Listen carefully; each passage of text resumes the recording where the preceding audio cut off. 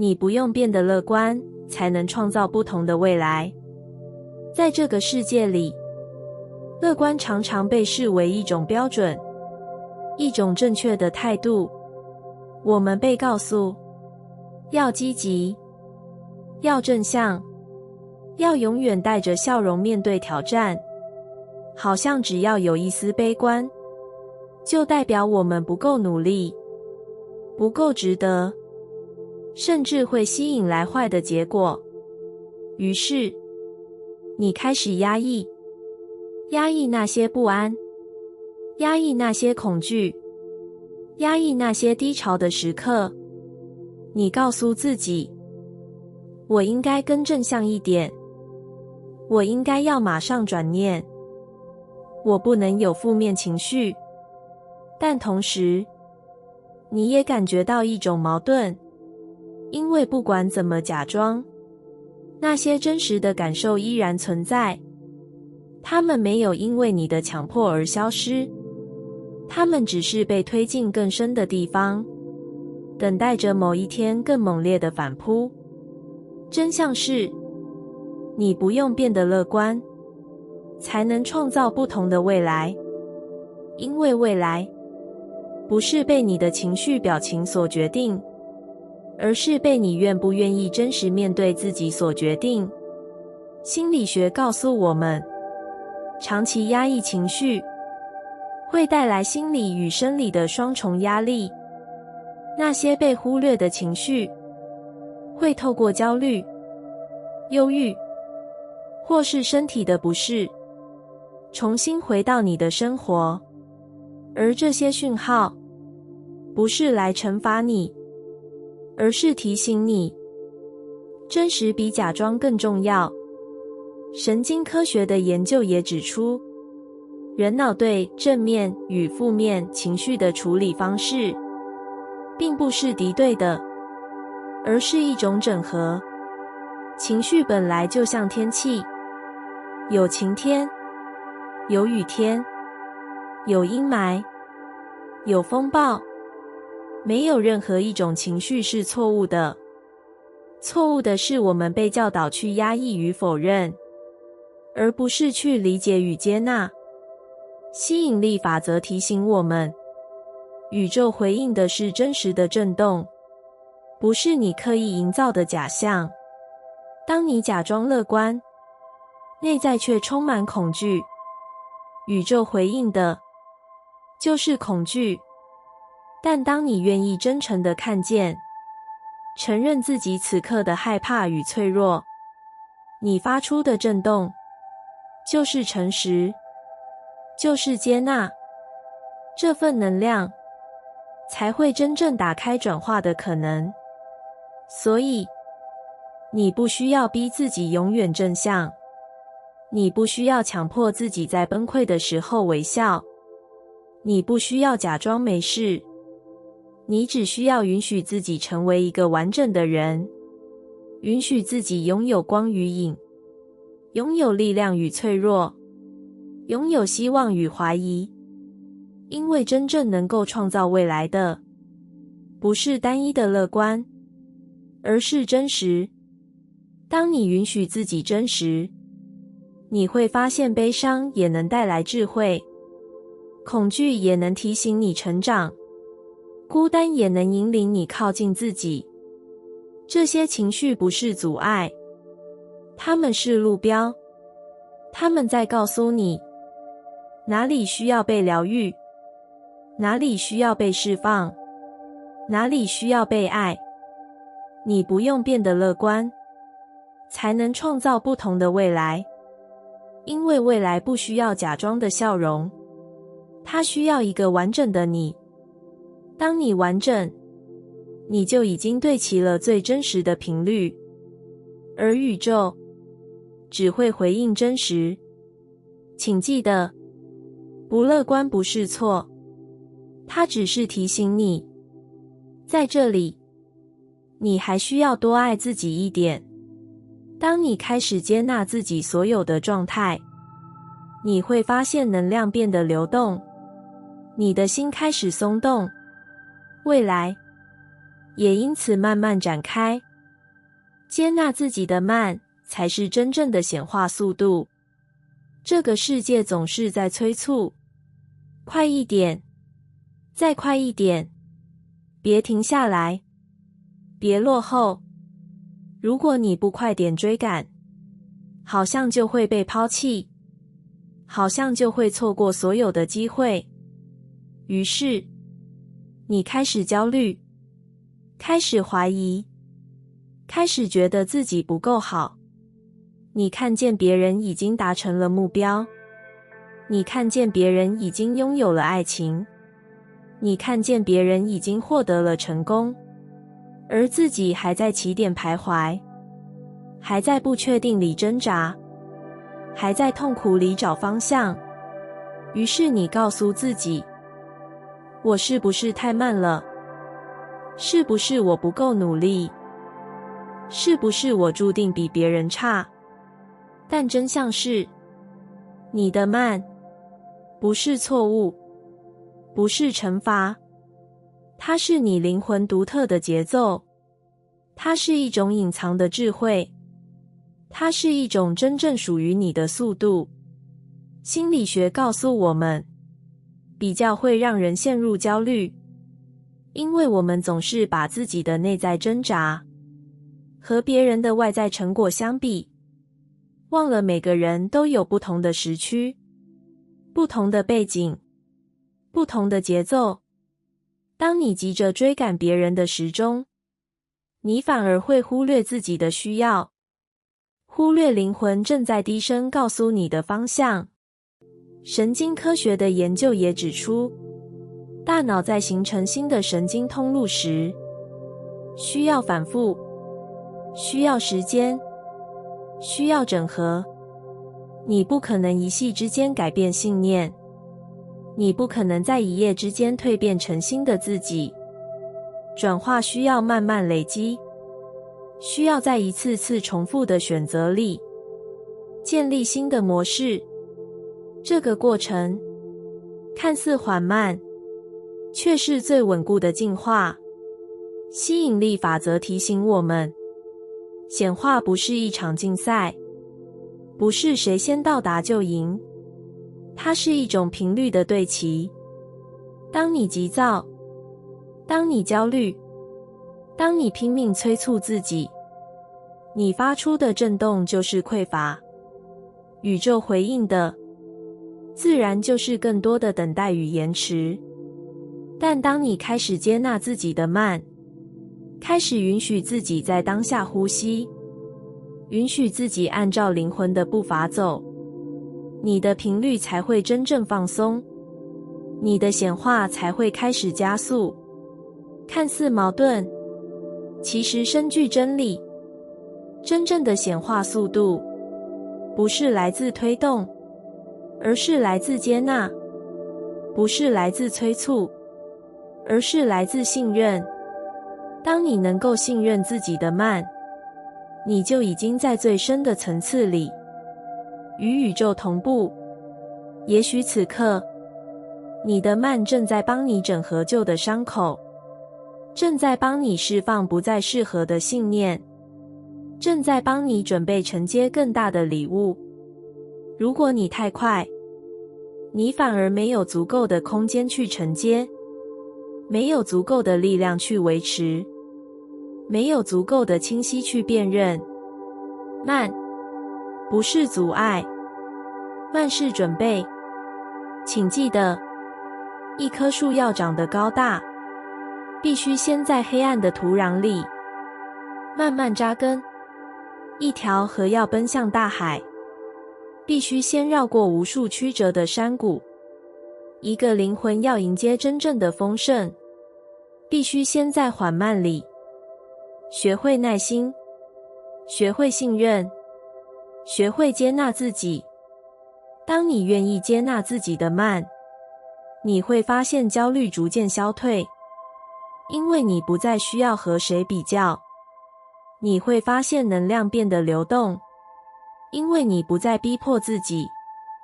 你会发现灵魂开始发光，因为它终于被允许用自己的节奏呼吸。接纳自己的慢，才是真正的显化速度。因为那份慢，不是落后，不是拖延，而是让你准备好承接的礼物。当你真正准备好，宇宙就会毫不迟疑地把它放进你手里。而那一刻，你会明白，所有的慢，都是最刚好的时机。所以，请温柔地告诉自己，我没有落后，我正在走在自己的路上，我正在用灵魂的节奏迎接未来。当你能够这样对自己说，你就会感受到一种新的力量，一种稳定的平静，那就是显化真正开始的频率。你的慢，正在带你走向最适合的未来。当你学会接纳，你就已经到达。有些渴望不来，是因为你还没学会停留。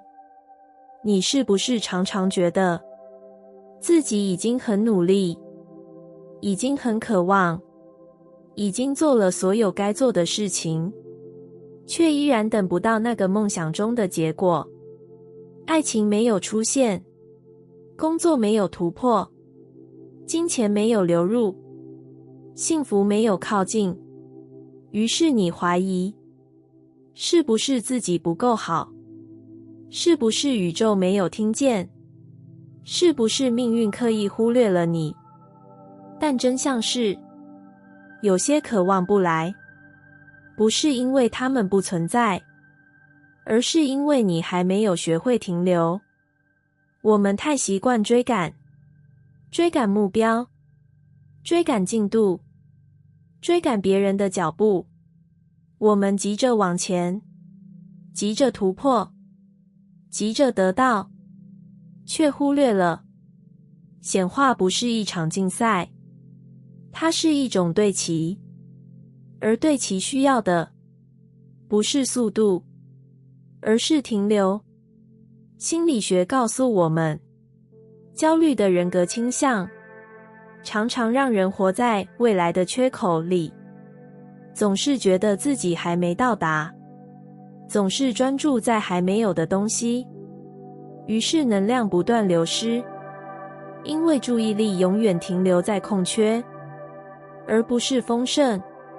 这样的专注只会强化我还没有的感受，让渴望离你更远。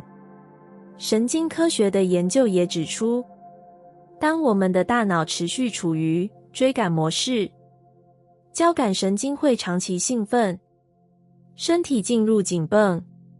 这不仅让直觉被压抑，也让创造力被封锁，因为大脑以为你在求生，而不是在创造。这就是为什么，当你越是拼命追逐，反而越难看见机会。吸引力法则提醒我们，宇宙回应的不是你口里说的愿望，而是你当下的能量。当你一直往前冲，一直焦虑等待，你的能量就是匮乏，就是不安，就是它还没来。而宇宙回应的就是更多的等待。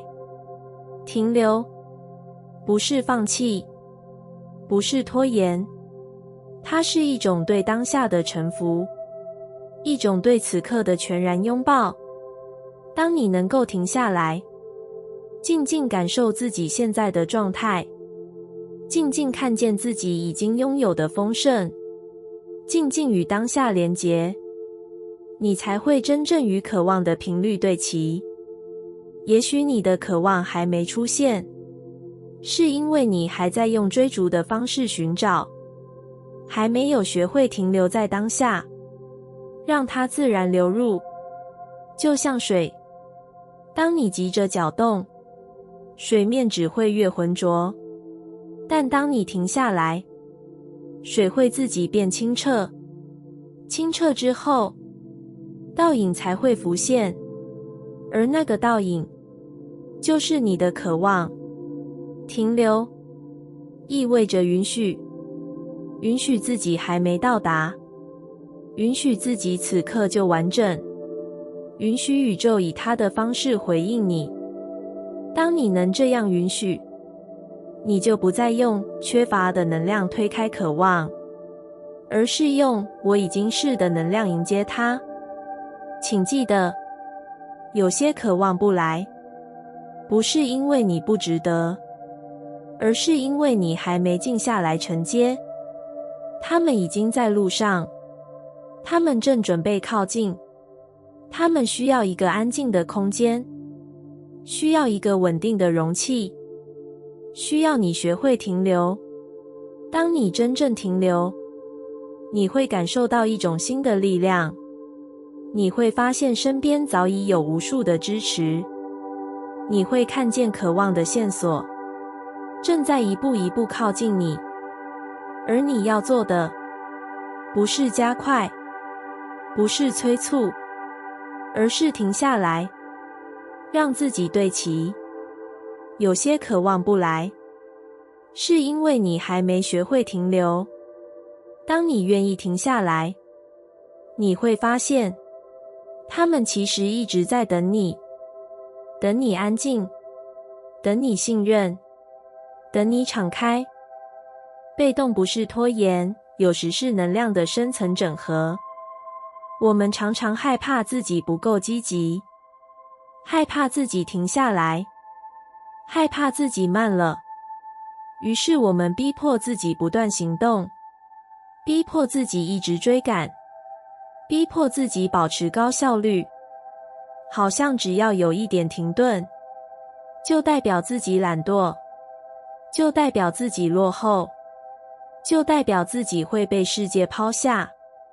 但你有没有发现，有些时候，你即使拼命努力，结果依然没有出现；你即使做了很多，却依然没有突破；你即使逼自己加快，却依然在原地徘徊。于是你焦虑，你怀疑，你开始责怪自己是不是拖延，是不是没有自律，是不是不够好。真相是，有时候的被动不是拖延，而是能量在进行深层整合。心理学告诉我们，人类在面对压力或转变时，大脑与情绪需要时间调试，就像电脑更新系统，在过程中你无法操作，你必须等待。同样的，当你的灵魂正在准备进入下一个阶段，它需要时间去消化旧的，释放不再适合的，整合新的启示。这个过程看起来像停滞，实际上是一种潜在的进化。神经科学的研究也指出，大脑在形成新的神经通路时，需要休息，需要安静，需要无所事事。因为新的连结往往不是在紧绷里产生，而是在放松的时刻。在你看似被动的状态下，大脑正默默重组，为你准备一个全新的思维模式。所以，被动不是浪费时间，它是能量在暗中运作。吸引力法则提醒我们，显化的过程不是只靠行动，而是行动与能量的对齐。当你盲目行动，却没有给能量整合的空间，你可能做得很多，却总是事倍功半，因为你的振动还没有准备好承接结果。但当你允许自己暂停，允许能量沉淀，你就像是在耕耘土地，让土壤松软，让种子有机会真正萌芽。请记得，沉默的黑夜是花朵准备绽放的必经之路，静止的冬天是大地积蓄能量的方式。你生命里的被动并不是失败，它是灵魂的季节，它在为你准备新的开始。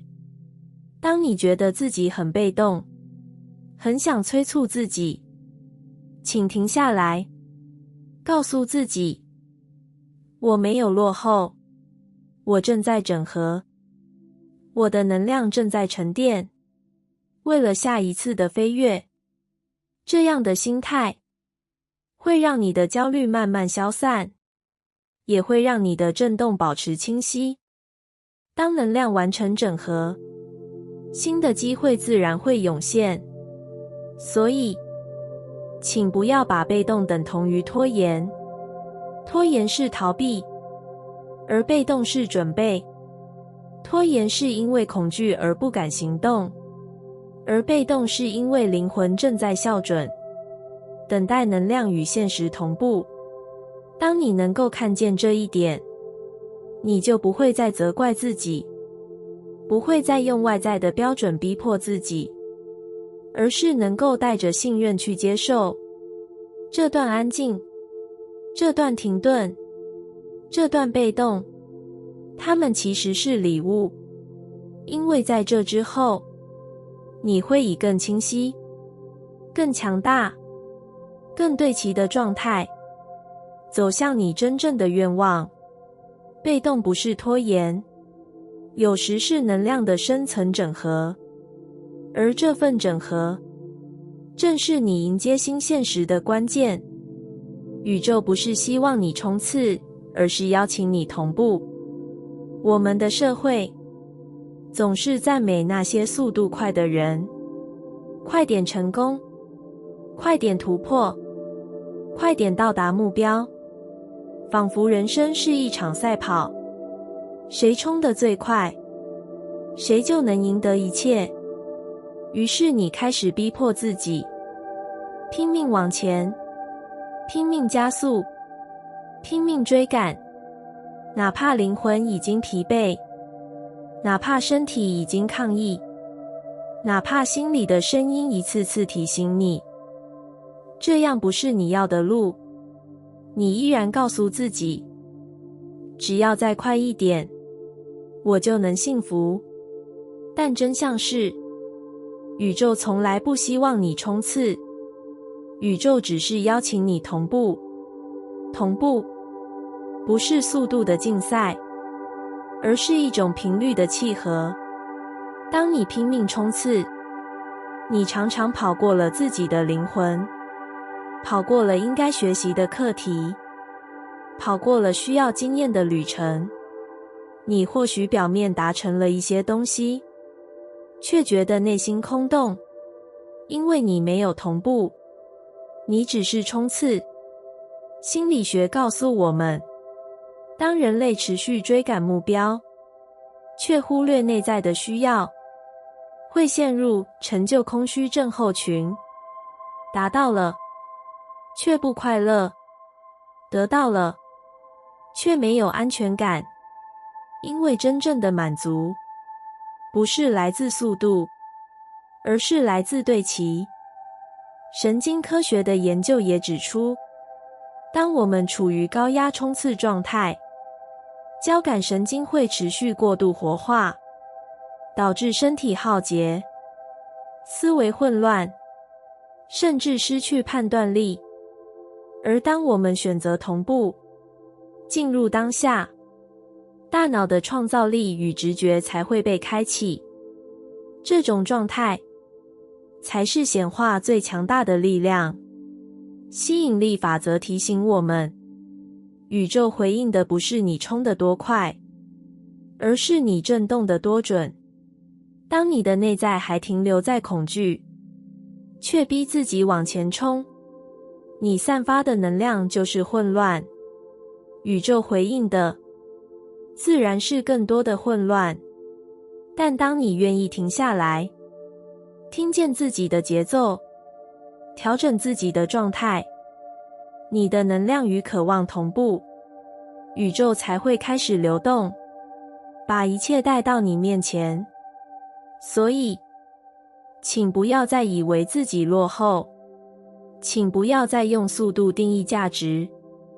你不需要冲刺，你需要的是同步，同步于自己的灵魂，同步于宇宙的节奏，同步于此刻真正的呼吸。当你同步，你会发现时间变得不同，你不再感觉紧迫，而是感觉被支持；你不再觉得焦虑，而是感觉安定，因为你正在与更大的力量同行。那股力量会带你走向比你冲刺更远的地方。同步不是停滞，同步不是拖延，同步是一种智慧，一种信任，一种臣服。当你选择同步，你就已经站在宇宙的流里，而宇宙的流比任何冲刺都更快、更准确、更安全。宇宙不是希望你冲刺，而是邀请你同步。当你愿意放下比较，放下催促，放下急躁，你才会真正看见生命早已为你准备的一切。而那一刻，你会明白，原来幸福不需要拼命追赶，幸福只是与灵魂同步的自然状态。你无法跳过自己的节奏来赶上别人的时区。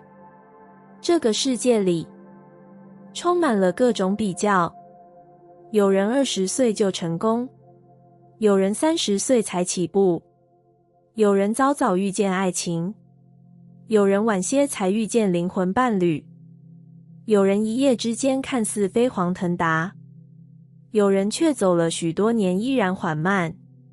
当你看见这些差异，心里往往浮现焦虑，是不是我落后了？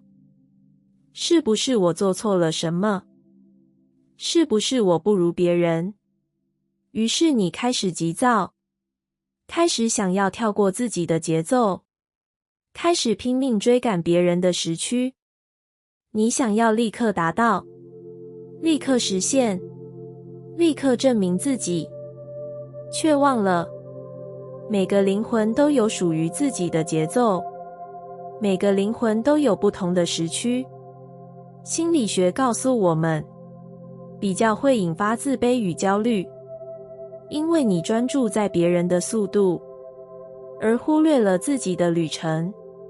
但生命从来不是同一起跑线，我们带着不同的背景、不同的课题、不同的灵魂契约而来，所以你不可能用别人的时区来衡量自己的价值。神经科学的研究也指出，大脑需要时间去建立新的神经回路，任何学习与改变都需要反复与积累，这些过程不能被强行加速，就像种子不能被催促，它必须在自己的节奏里发芽，在自己的时间里成长。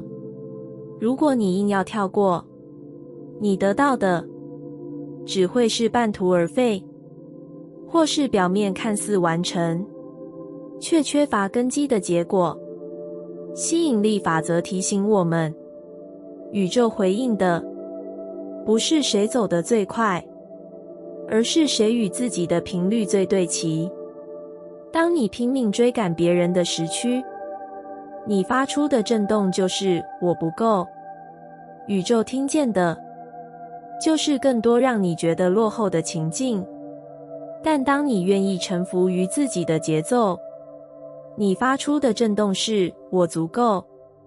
宇宙回应的就是支持你，让你在刚好的时刻遇见刚好的礼物。所以，请不要再拿自己的旅程和别人的时区比较。你走得慢一点，不代表你落后；你走得早一点，不代表你优越。这只是节奏的不同，没有谁比较好，没有谁比较差。请记得，太阳有它的升起与落下，月亮有它的盈缺循环，四季有它的更替，花朵有它的开放时刻。没有一样东西需要跳过自己的节奏才能赶上别人，因为每一种节奏都有它存在的意义。你的灵魂也是如此，它知道何时该停留，何时该前进，何时该等待，何时该绽放。当你愿意信任自己的节奏，而不是急着套进别人的时区，你才会真正走上属于自己的道路。你无法跳过自己的节奏，来赶上别人的时区，因为那不是你的时间，那不是你的旅程，那不是你的灵魂契约。当你强迫自己，你只会失去当下的风景，错过此刻的礼物。而当你愿意停下比较，走回自己的步伐，你会发现，生命从未延迟，它只是刚刚好。所以，请把焦虑放下，请把比较放下，请对自己说：我正在走在属于我的时区，我没有落后，我没有错过，我正在刚好的位置，经历刚好的事情。当你这样告诉自己，你就会感受到一种安定，那份安定会成为你最稳固的力量。你无法跳过自己的节奏，来赶上别人的时区，因为你本来就不需要追赶，你只需要成为自己，你只需要相信，宇宙会在最好的时刻，让一切发生。